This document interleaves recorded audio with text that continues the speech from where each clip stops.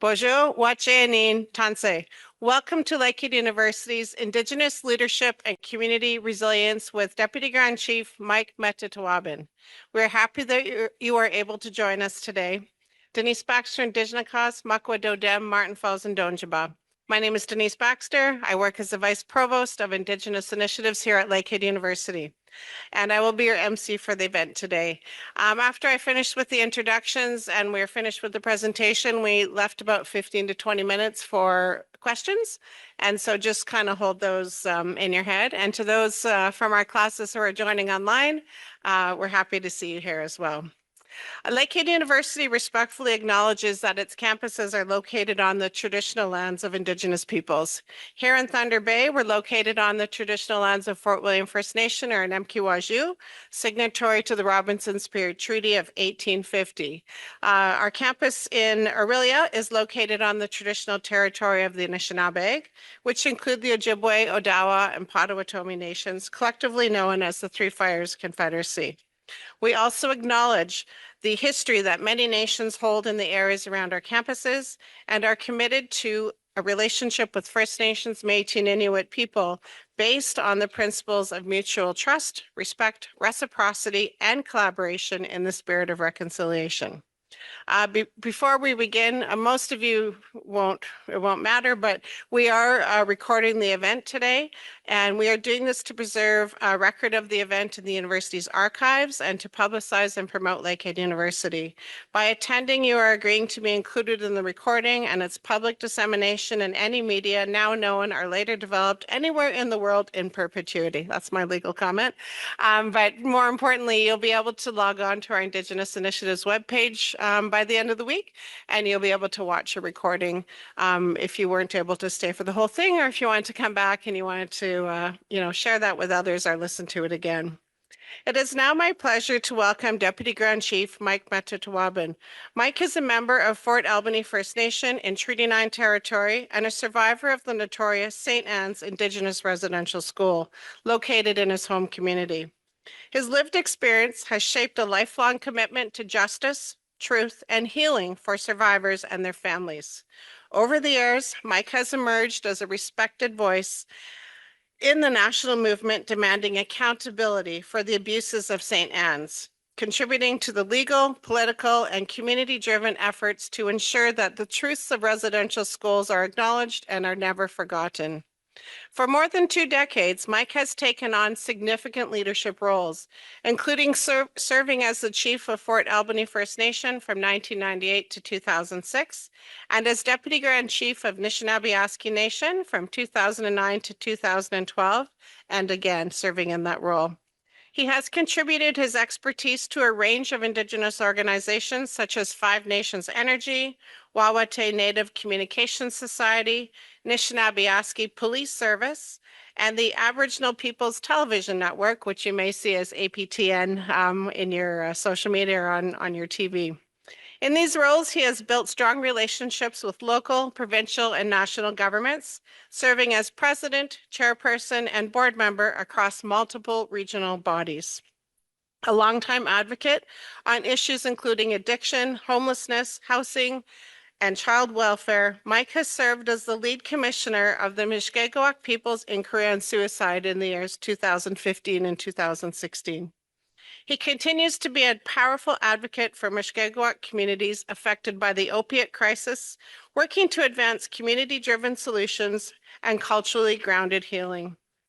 Alongside his political and community leadership, Mike is also a devoted writer and poet. His creative work reflects the resilience of his people, the intergenerational aspects of colonialism, and the enduring strength of Cree culture. His poetry has become an important part of his advocacy, offering a voice of truth, memory, and spirit. Mike's legacy, rooted in service, perseverance, and a profound dedication to justice for survivors, continues to guide his work towards truth and reconciliation. He currently resides in Timmins with his wife, Eva, who is here with us. There she is. Welcome. And they are the proud parents of 4 children and 8 grandchildren. And we are so honored to have Mike join us today. So welcome. Wajik, good morning. Thank you for having me, and I also want to thank you for being here. Um, look forward to the presentation. I look forward to hearing. Hopefully, I'll get a chance to ask a question or two um, on the topic matters that were presented: homelessness, addictions. I will share with you a lived experience story. Some of the work I've done with poetry, why I did poetry, and I hope it helps you. I hope it helps further your studies. And I'm very pleased to see this this space here. Um, there's messages of children who wish to see a better outlook, who wish to see a better outcome. And that's what I'm hoping to do the same too. Like I'm hoping to help in that regard. I'm hoping to help provide some insight, deeper insight. I just want to acknowledge our our people, my fellow people that are here, and it's good to see you. And I'm likewise happy to see everybody else, everybody that's here, who have who've taken an interest. I guess to carry on, Happy New Year is in order. I just want to first acknowledge the Office of the Indigenous Services. I have Stacy's name here, Stacy Pollock. I've been in touch with her for the invitation to make the presentation, but to thank you to Denise as well. Also, want to acknowledge the Fort William First Nations as the traditional land occupants since time immemorial on the lands that we walk on. And I just, again, want to acknowledge the students, all of you that are here to take part in the presentation. First question I would like to ask. How many of you have ever felt like giving up, but found a way to turn things around? Pretty much all of us. For me, this is my story. For me, this is the journey that has been a big part of my life. And I'm here to share that story and hopefully have a conversation to talk about resilience, homelessness, and addictions. As the introduction says, my name is Mike Metatawabin. I come from the community of Fort Albany, located along the James Bay shores. Currently, I am Deputy Grand Chief for Anishinaabe Nation. I also served as chief for our community in Fort Albany for 8 years. But I also have a background in broadcasting, Wawate Communications Society. We broadcasted in the language and we recorded stories of our people for the people that we interviewed. I have also been involved in as a board member for developing some infrastructure, in particular Five Nations Energy, and then our telecommunications network, which we call WJPTN. It's the Western James Bay Telecommunications Network. And also, quite recently, Anishinaabe Police Services became legislated. That took a bit of effort, and there's a bit of history in that too that may be of interest. But for the purposes of time, I won't deviate, or I'll try not to get off track. More importantly, for me personally, my most coveted role I cherish is being a father and a grandfather. My wife, Eva, and I have been married for 30 years. We have 4 grown adults and 8 grandchildren. And altogether, they have been the source of my inspiration and determination to carry on. As was mentioned, I am a survivor of the residential school, St. Anne's, and so that history or that legacy is still affects me today. I can still be triggered, and for any other survivor out there, I think you can relate to what I'm talking about. It's something that you carry, and it's a scar that's there forever, and it never heals. And I hope I make sense when I say that. So usually I'm asked to speak at these events, the Orange Shirt Day or September 30th, and that's where the invitation came from. I was here back then to do a presentation, and I had offered to do this presentation today. For me, I thought it would be helpful just to provide a personal insight or provide a lived experience story about the many issues we face today. And for this morning's purpose, it's about addictions and homelessness. But like as was mentioned earlier too, we also have other issues, social issues that create hardships in our communities, and one of them is the ongoing issue of suicide amongst our young people. We still have that happening, and it's right across our nations.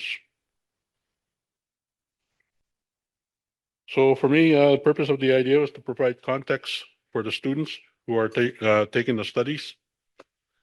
For me, and for anybody that knows, our story was never part of the curriculum, right from the get-go. The school textbooks only focused on the development and evolution of the country from a settler point of view. There's a history that's been left out. There's a story behind what we see and hear today as it relates to homelessness and addictions among our nations. For me personally, just wanted to share a little bit about what happened to me in my lifetime. I was 5 years old when my mother walked me to that big school. And I recall being excited. It felt special, and I was excited because I was alone, just her and I. I didn't know then that I was being led to a residential school. I can smile about it today, but today, I mean, back then it was different. So with the writing, just before I get on, as an adult today, as a parent, I now often think about how she felt because she knew where she was. She knew then where she was taking me, and she didn't have a choice. Nobody was asked. It was a policy. It was a national policy. I started writing a few years ago, and it came in the form of poetry. It was an outlet for me to begin to feel and heal from my pain, my hurt. It took me a long time to realize the trauma I carried as a residential school survivor. Like I said, the trauma. Trauma is something we're just starting to learn about now. And we don't know that we have trauma that's inside us. For all the survivors anyway. I often say that the remote flying communities, they haven't had a chance to do their healing yet. The survivors that live there. For us that have road access, we probably started that journey a long time ago. But for the remote flying communities, one in particular out of Wabascut, they haven't started that healing process. And it's something that I hope you keep that in mind, and hopefully somewhere along the way, people can relay that message. Because they're trying to shut down this file too. They're trying to walk away from this file. But I hope we can continue the story. And it's for the purposes of educating our youth, educating our new future generations. That's all we seek to do. The first poem I wanted to read I will read with you. And it's that journey with my mom, when we were going to the school. And then after that, I wanted to play a song as well from an album we created. I been collaborating with musicians from Switzerland. He took my poetry and put music into it, so I'll be playing a few of those as I'm going along. And the idea is it's to provide a context or to provide a lived experience, a deeper insight as to the particular topic. So the first one is I entitled it "Mama," my mom. Each child was taken from her. Each mom bore the same torment. Each child was taken inside the institution. No one questioned, no one challenged. It was the law of the land, the word of the Bible. Let go of your child. We will care for your child. Each mother was robbed of their motherhood, deprived their love and compassion, taken from them. Mom, how did it feel? What went through your mind? Oh, how it must have hurt to lose each and every child, to not know what place they were in, to sit alone in our home, a happy home we once knew. Oh, what you must have wondered, the pain, the agony you endured. Only now we know, long after you departed. We looked at the stars, we looked at the sunrise, remembering your beautiful smile. Our pain separated us, our miseries clouded our love. We languished in agony, in pain. We kept drowning our sorrows. We needed an escape. We needed love. We didn't see it. The anger, the shame shrouded it. Our words could not come out. Our cries were louder. Our cries clouded our judgments. Today, here we are, wondering today how you must have felt, what you went through. Some stories you were able to share remain with us. It helps us guide our thoughts. It helps to guide our children. It helps to guide our destiny, our future, our work. Mama, thank you.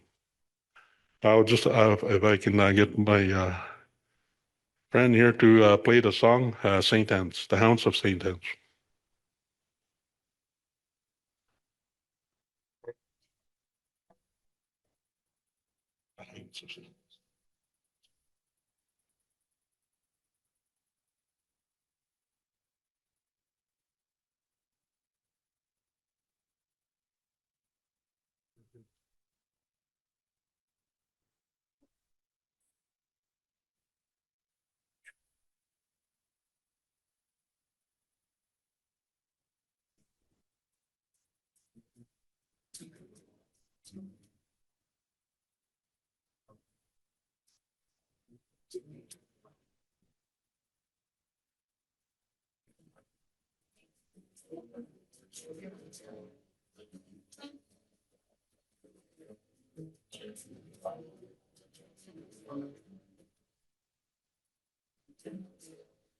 Innocence was detained inside the school. Scores of children brought together. A national policy designed by the encroaching nation.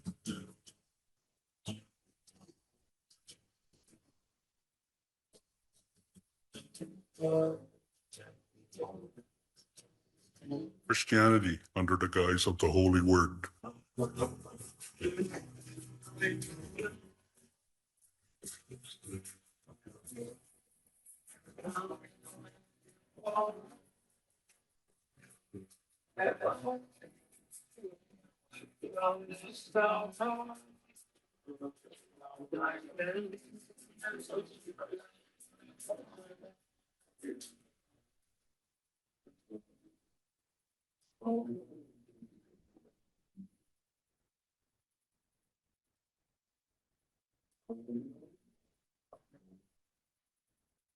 The government, representing the crowd, worked in sync relentlessly to gather them up from locations reaching far inland along the coast and surrounding communities.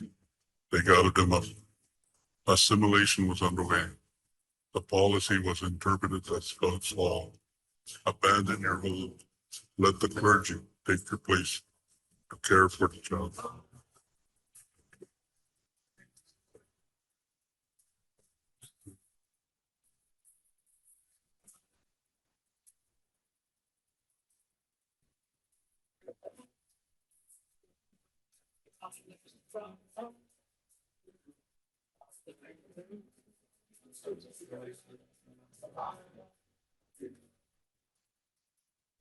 Many generations of families were conceived.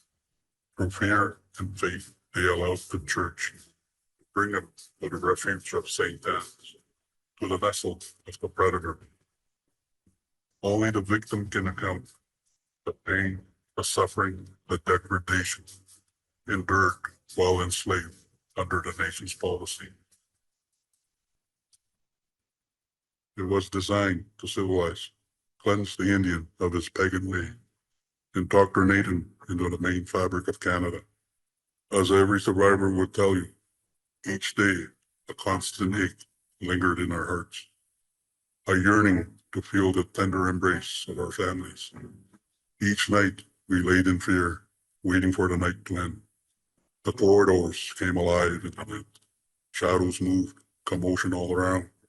Senses came alert, waiting, wondering.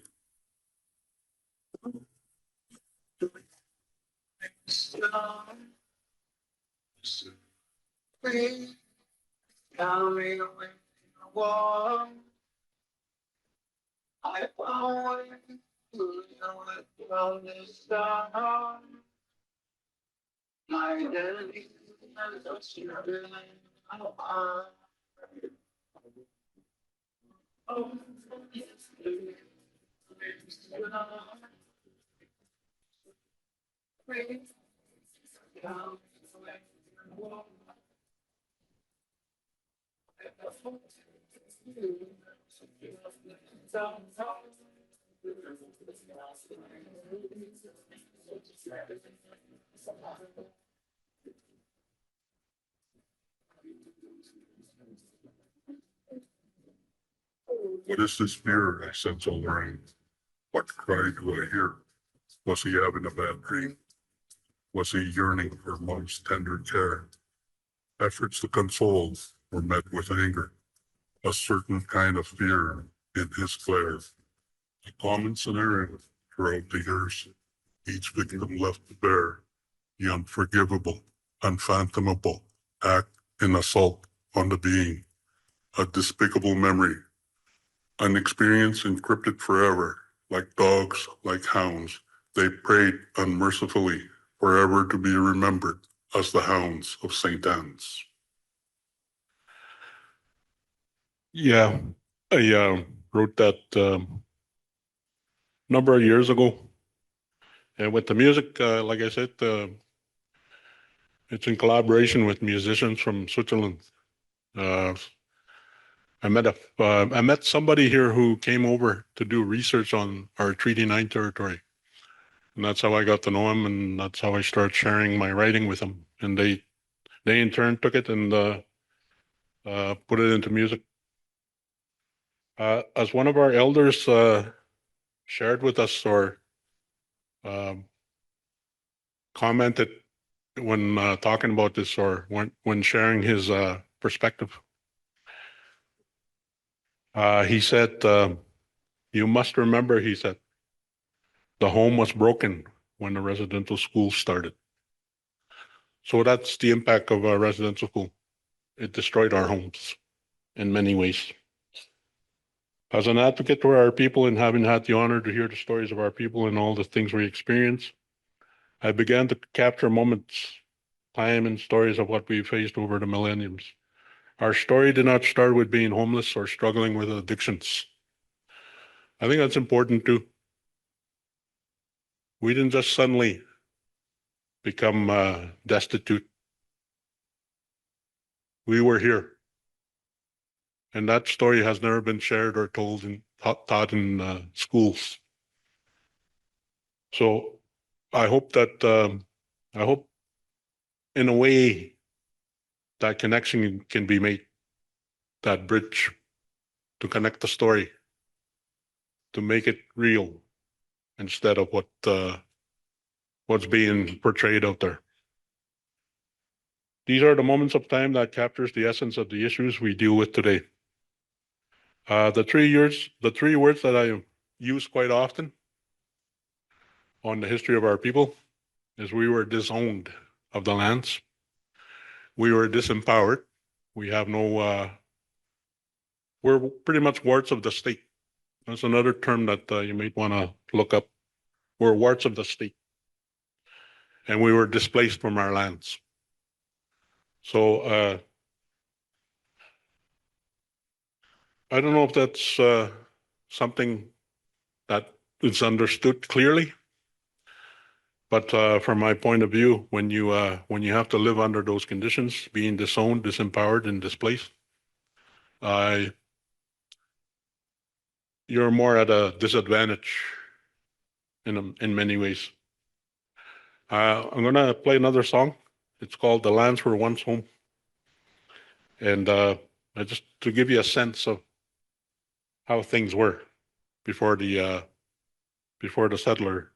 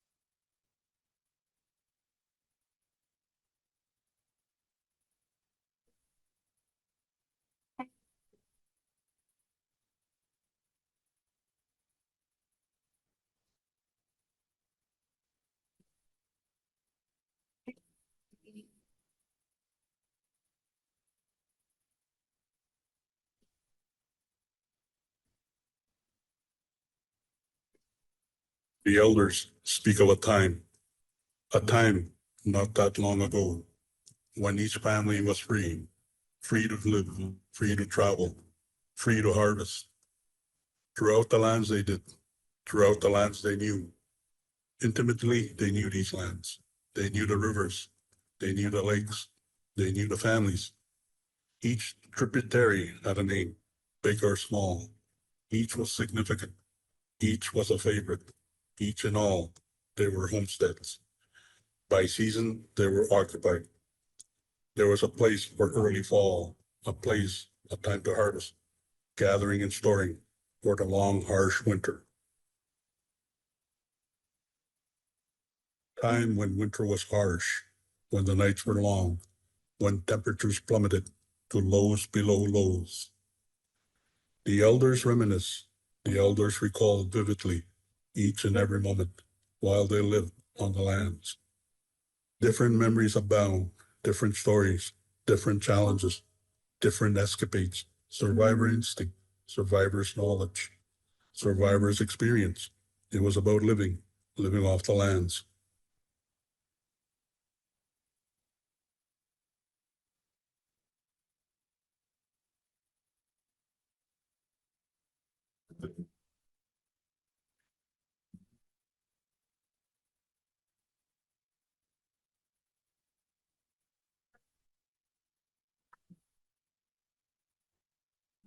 Harvesting for sustenance, harvesting for survival. The lands provided all that was needed. Families flourished, families thrived, kingship all around. It was everyone's paradise. Each new moon blessed, bountiful harvest all around on land, from the water, from the birds of flight. Each season ushering in a new beginning.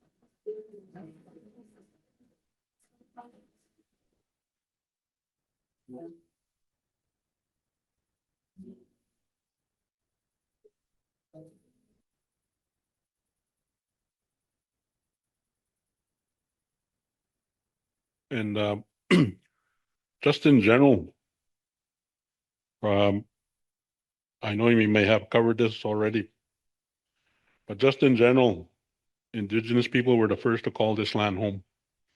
Today, we are most likely to be homeless on it. Big cities in the West like Winnipeg, Saskatoon, Edmonton, 80% of the people living in encampments or unsheltered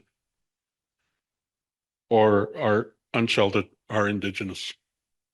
Those are the truths and realities that we face today. I'll read another poem here that captures this sentiment, and right after we'll play another song that does the same. This one is over the years, I made a point of sitting down and chatting with anybody or whoever I was able to speak with living on the streets. And that's where my writing comes from.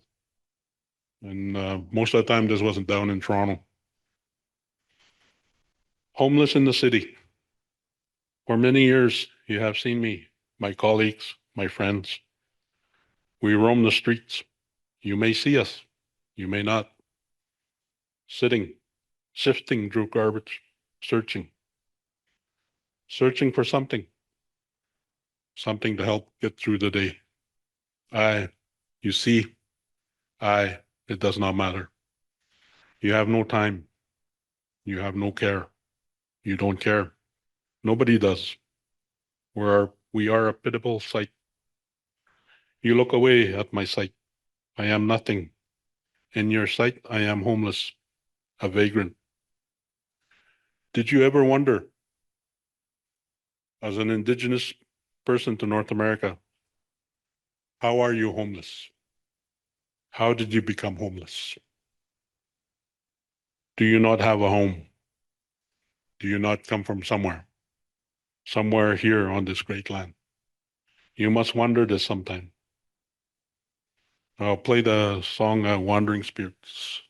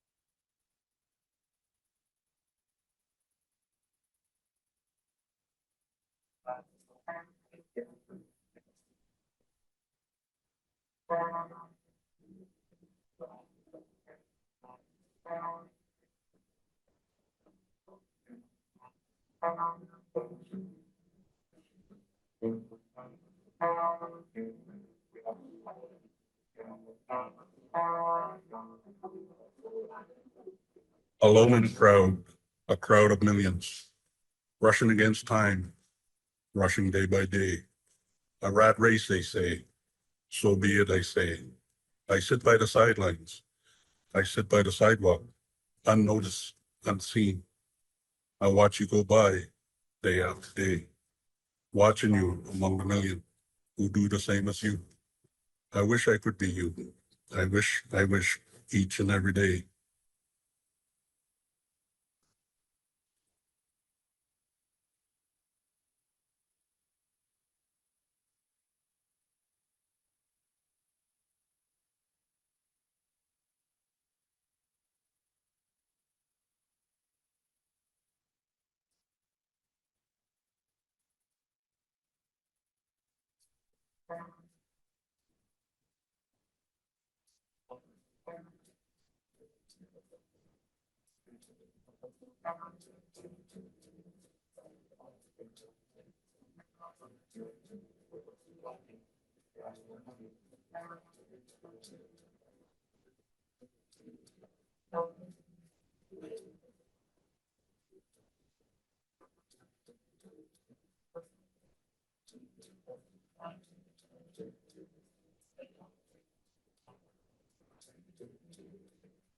My feet are sore, my hunger beyond aches. My last meal, if only I could remember. My cup is my meal. I wait each day, hoping you would notice, hoping to see the glitter of silver. Such is my day, as I watch you each day. Each day you walk by, I wallow in my mind. I wallow in my thoughts. I sit among many of different creed, of different nationality, of different circumstance. We each have a past. We each have a story. We each have a history, a shared history of innocence and wealth, long lost in time through untold and unknown circumstances. Sit with me if you dare. Sit with me. Sit with me and listen. I have a story to share. I will share if you care. Our time is precious. Our time is short. We are prey. We are prey to time, to the elements, to the predators among you. We are prey to our situation. Today my heart soars. Today could be the last.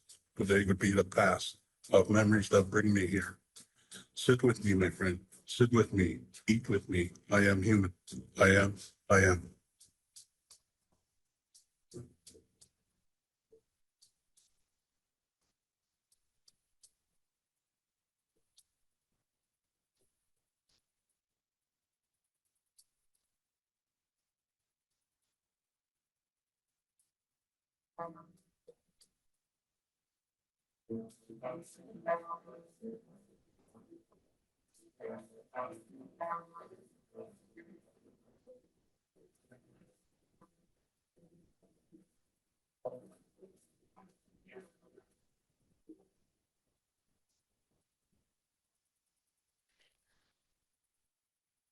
Yeah, I'm gonna cut that one short. It's just music towards the ending there. That one is like I said, and for me to write that as our homeless don't have a voice. They don't have a voice at these forums or anywhere else. So I just wanted to, by writing it, I thought of sharing a perspective from somebody sitting on the road, on the street. Addictions is also another issue, another topic. I hope you can bear with me because I know the topics are heavy, or the music might be a bit too heavy. But we're getting there. We're almost done. But for us, addictions is it's a story that impacted us as well. Really, really impacted us at home. My wife and I. It's been a big part of our lives these past 10 years. But I also want to just convey my thoughts to the many families, to the many communities across the country. We have lost many. We have lost family. We have lost children to the system. We continue to bury our loved ones. We continue to lose our loved ones who get lost on the streets. This is a big part of our homelessness too. We all know that. However, I don't want to just leave you without feeling like all is lost. There is hope. And that's where it's difficult too to share that. not everybody can tell that story.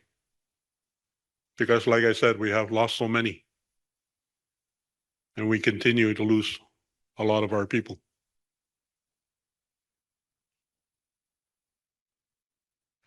The hope that I want to share is there is hope for the ones, for our loved ones who want help.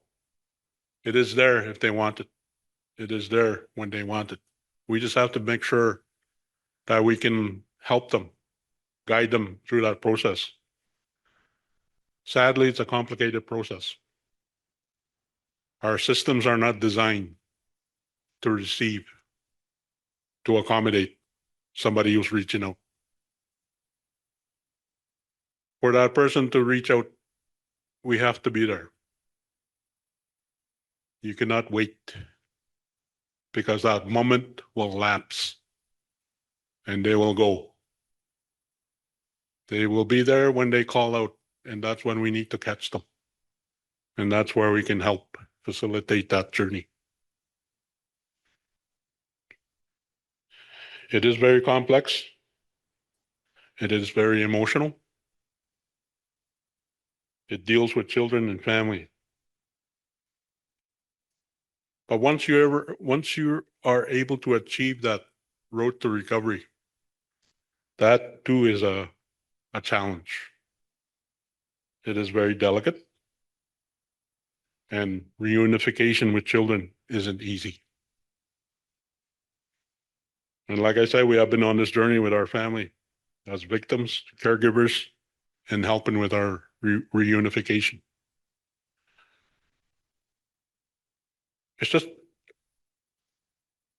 It's not easy for children to understand what happened. But it's easy. I mean, it's the only thing they understand is that, where were you when they asked their parents, where were you? That's the part they know. And for us, facilitating and helping guide them in that journey. And I even had to tell the mums this past Christmas, one of them was struggling with that. And I told her that your children cannot articulate how they felt or what they feel. But when they see you here, being home, that is their present. That is their Christmas present. And there is no way to convey that from a child's point of view. I'm going to play that song. Like I said, a bit heavy, but it is one of the other poems that I wrote. It's called Dance in the Night.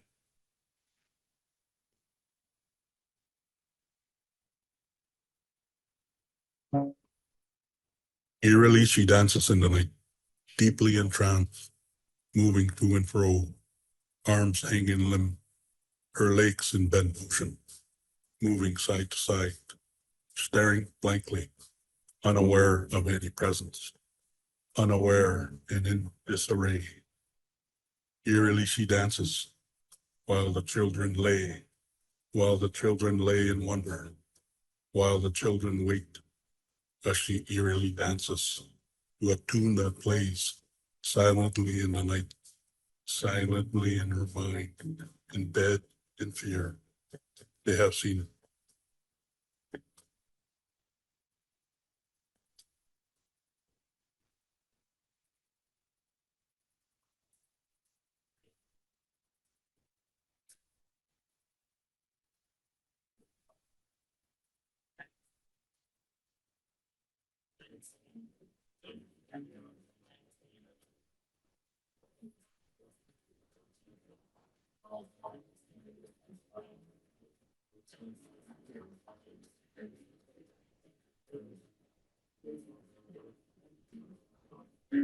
They have seen it time and time, over and over. Soon it will be over. Soon she will sleep. Soon the children can sleep.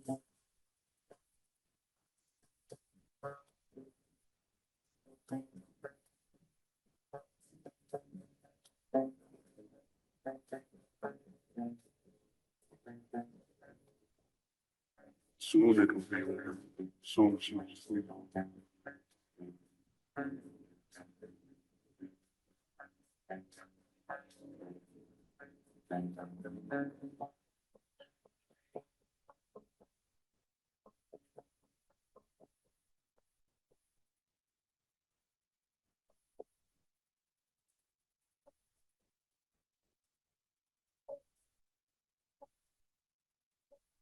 It is so each time when mother buys her elixir, her cheap elixir, that which sends her to a trance, into a frenzy, into a drunken state.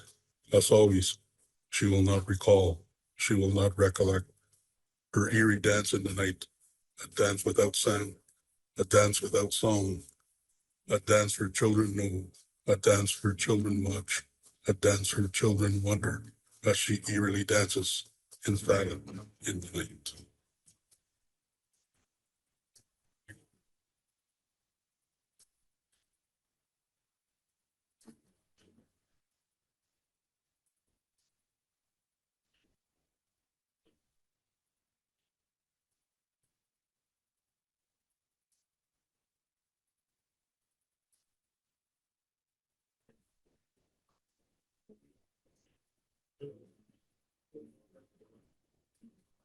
You have seen it time and time, over and over. Soon it will be over. Soon the children can sleep.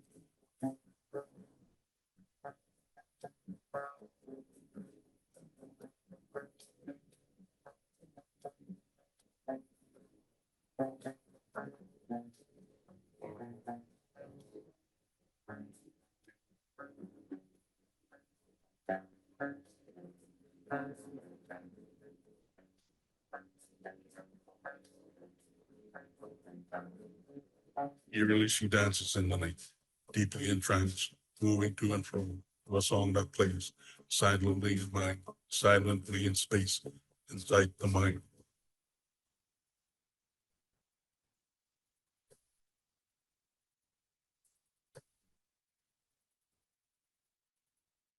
A song that has played over and over to her mind's content.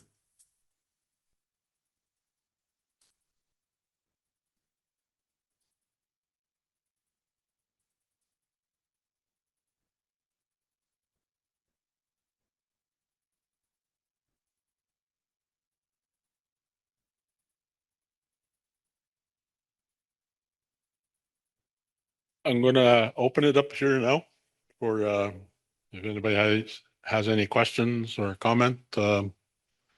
Just I just wanted to. I don't know where I was going with this. I just wanted to provide what we've been through, what we've dealt with, how we overcame it, or we're still dealing with it. It doesn't end. Keep that in mind too. But we can help make it easier. We can help navigate. So I do have one other song after, and then I was going to wrap it up. But if there's any questions or comments, the door is open, sir.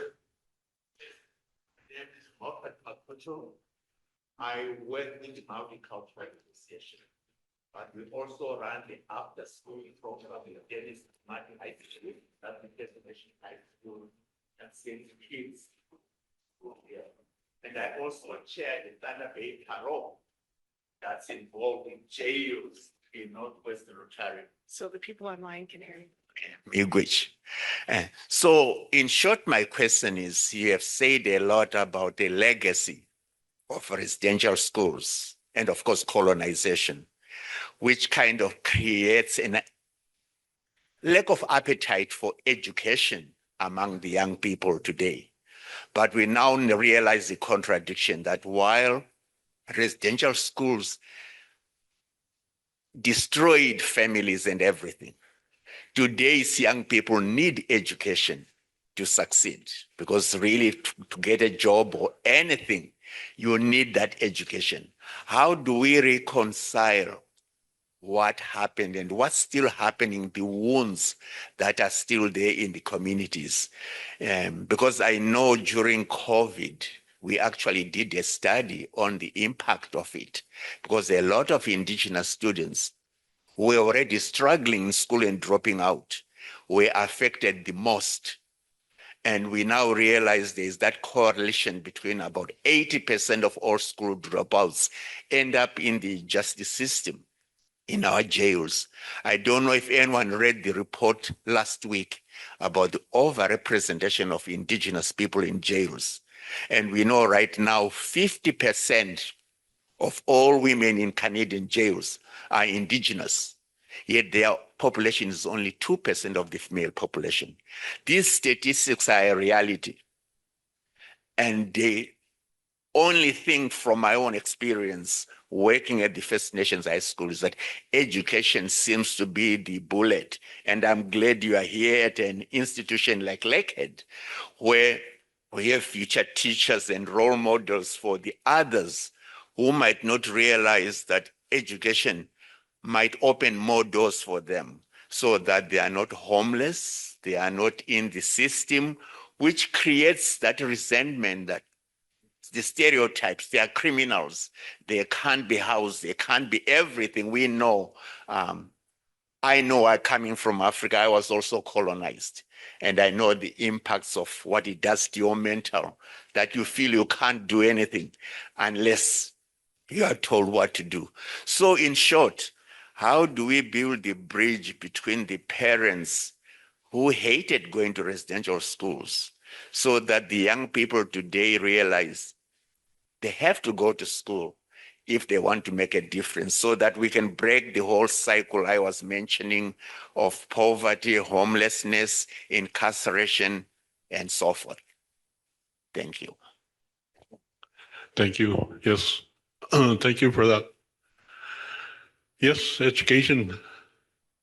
And I'm hoping that our communities can begin to accept that and understand that. The legacy of the families that held their children back from going to school these past few decades is because of the residential school itself, the experience they went through, and the knowledge that they had about what happened there. A lot of families kept their children home. They didn't let them go. And today, unfortunately, we see that.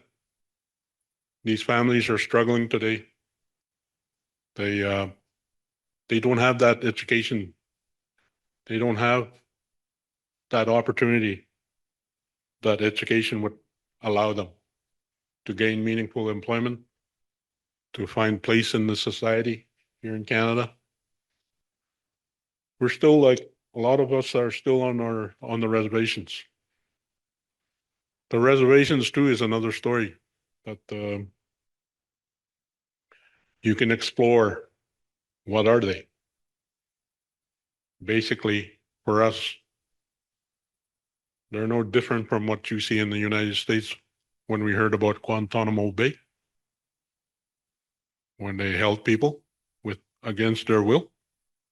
That's what they are, basically. So that's the mindset that I hope we can change. Policies that need to be addressed and changed. I'm going to play one more song, and then I'll do my closing comments. Unless there was a question, sorry, I missed one. Sorry, I was looking down at my screen. Sorry. What are the long-term goals and strategies for creating a safer and more supportive environment for our younger people? For me, I believe like families too have to make the investment. Families have to make the sacrifices. For us, like coming from the remote communities, we cannot continue to send our children by themselves to come down here to try to get an education. Some do have the discipline, but a lot of us a lot of families, we're so new to the city. We're so new to the culture, the freedom, or the availability of everything that you see in the city. So for me, families do have to accept that, understand that, and be there for their children. I think that's the key, to continue being on your own, especially at a very young age. At a very young age, I left my hometown when I was 14, just to give you an example. And you as well? Yeah. Niskandiga. See, there's somebody here that can relate to what I'm sharing. Leaving your home community at 14 years old. It can be exciting, it can be fun, but it's also very, very hard and can be very discouraging because you don't have that support. You don't have the support to be able to join recreation, sports, or any other functions, activities that would benefit you as a young person. Those are the struggles. That's the struggles that we've been through.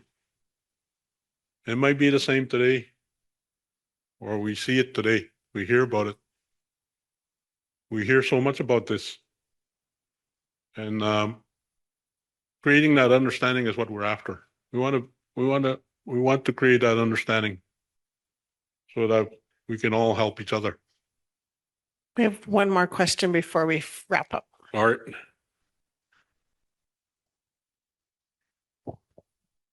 Hi, my name's Antoine Minias, and thank you for sharing all that you've shared so far. I just had two questions actually about Christianity. I know that you said you went to residential school, and I know that throughout your videos, with your poetry, you mentioned the Word of God and God's law a few times. What are your thoughts on Christianity now, since then? Thank you for that. Put a smile on my face. You know, that's the thing. And I don't mean no disrespect for anybody. And I don't mean to downplay anybody's belief or faith. But for me, Christianity brought fear. It instilled fear amongst our people, especially along in the early settler years. Fear was instilled upon our people. The fear for us as Catholics, you'll go to hell. And that itself is enough to keep anybody in line. For me, I've read books. I started reading books. I started reading at a very young age. When I left for high school in 1977, I was totally lost. Didn't even know who I was. Didn't even know my history, my background as an Indigenous person.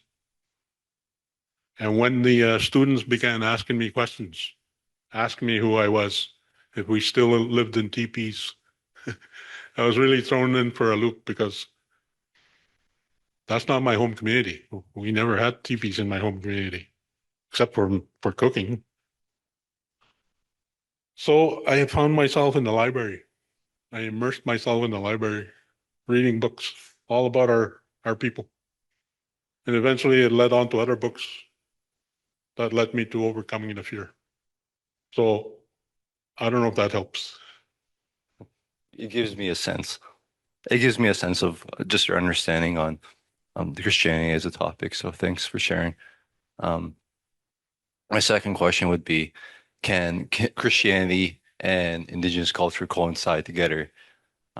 For one, because of like the fact that Christianity, even though perceived as a negative thing in most of the general population, when you actually get to read about like what you were mentioning, like actually getting to learn the history of Indigenous culture, but kind of applying that also to Christianity, you realize that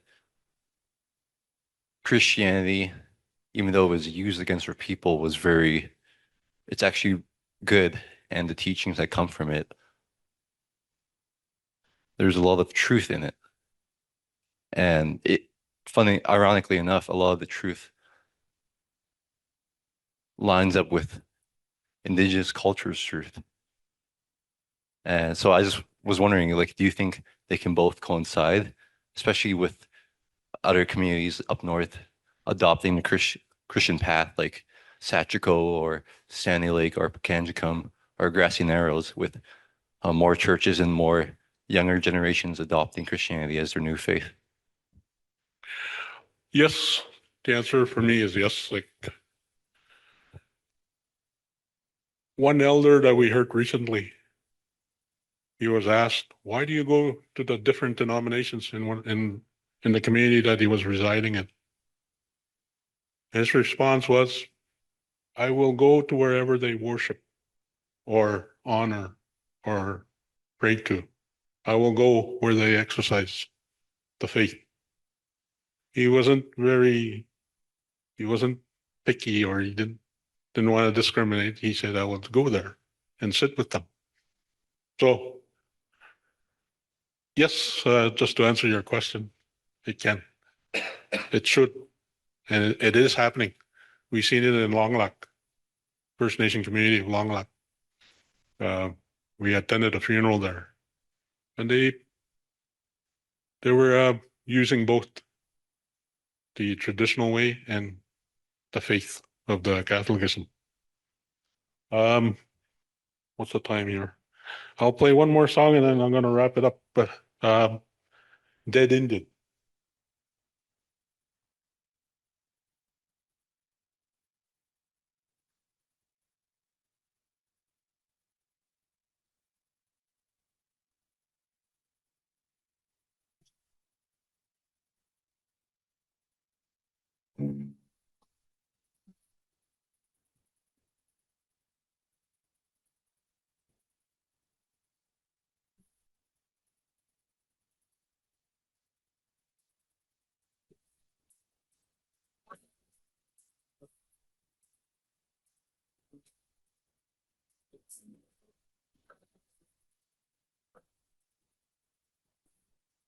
The only good Indian is a dead one. This they do over and over. Throughout the centuries, the declarations, the papal bull paved the way. The Pope's decree, absolution. For whomever kills the Indian, God's will decreed. God's will be thy salvation. And so they did, and so they do. The year is 2018. The atrocity continues.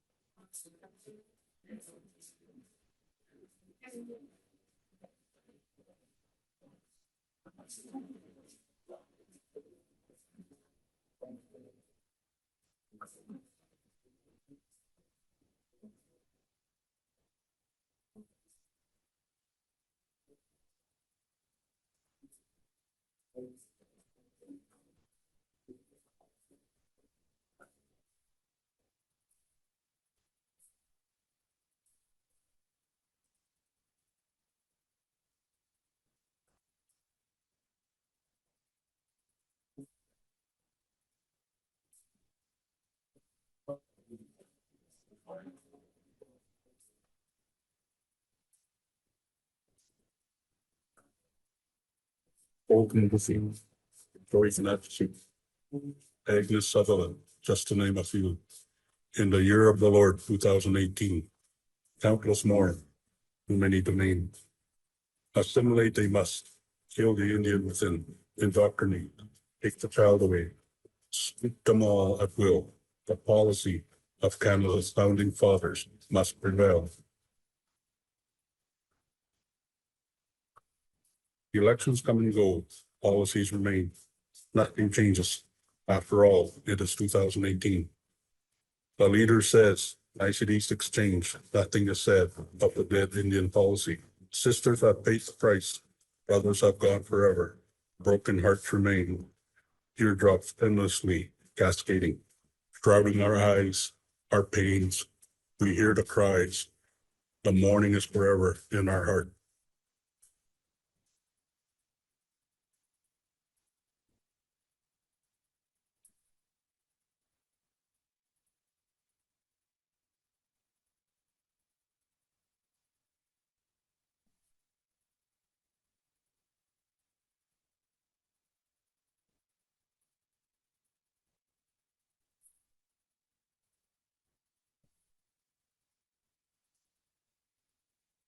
It is, it has been the legacy of our past, untold atrocities, untold injustices, an unjust society forever perpetuating the ideology.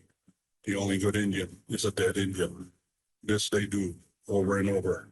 A prevailing ideology enshrined, instilled in the mindset of too many.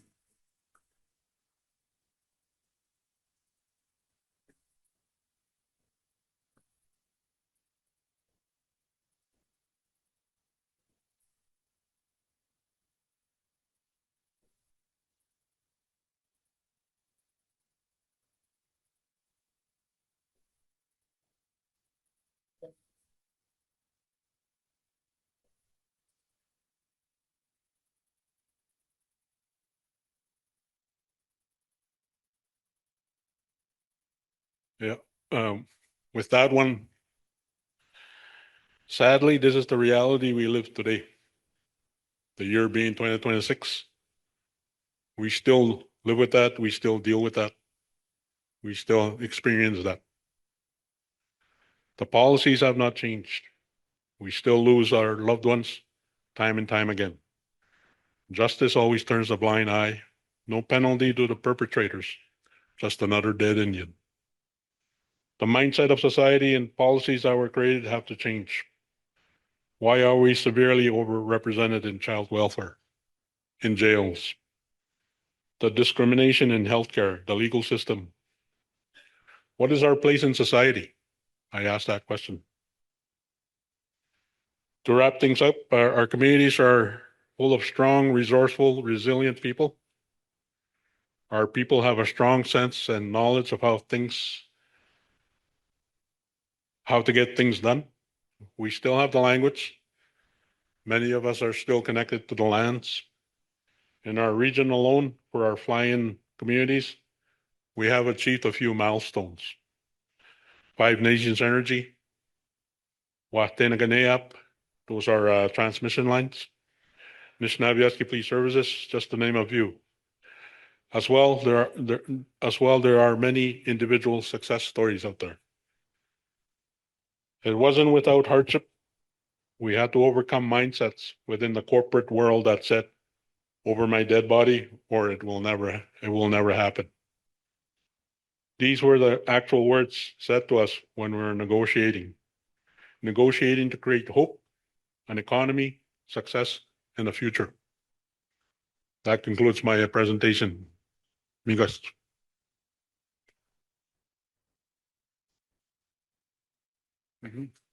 Great, thank you. Before we have a few minutes left, maybe like 5 minutes, if anyone has a question or comment before we wrap up. Okay, 1, 2.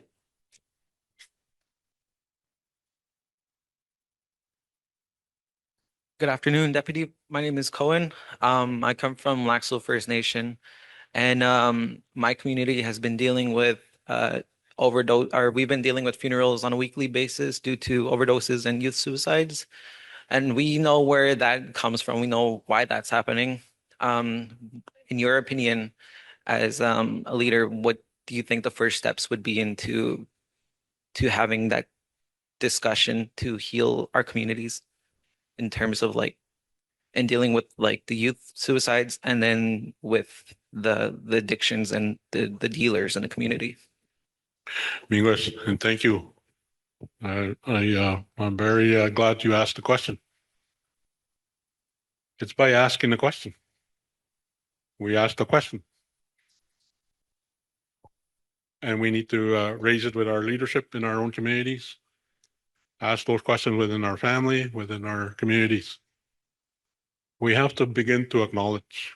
We have to begin to deal with these issues. We cannot continue to pretend they don't happen. We cannot continue this trajectory of burying our loved ones. We have to somehow address it. And I'm glad you asked the question.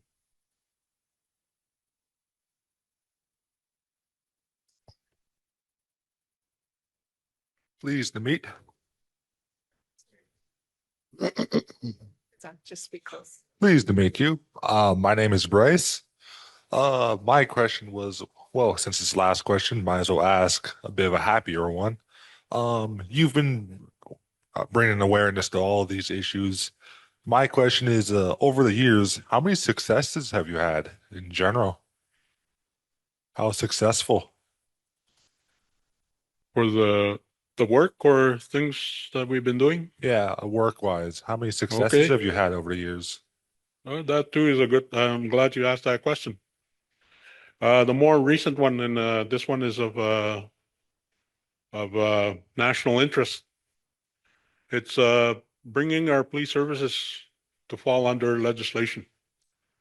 And Anishinaabe Police Services is the first Indigenous police service in Canada, or even in North America or internationally. It's the first Indigenous police service to be legislated. Right now, everything that we do are the services that are being provided. We're outside the law. And what it means when you're under the law is you get full privileges, full access to resources. And that's the current situation with our police services now. Fully resourced. And we're the largest police service, Indigenous police services. I think we're surpassed the Navajo Nation. We're over 300 now. And our goal is to reach 520. So that's one success story I'm proud to share with you. The other success story is the transmission lines, Five Nations Energy. That to itself, somebody said, over my dead body. That's when we started that journey to try to build a transmission line. Corporate mindset is that they said, no, it'll never happen. But 30 years later, here we are. So there is success. It happens. I mean,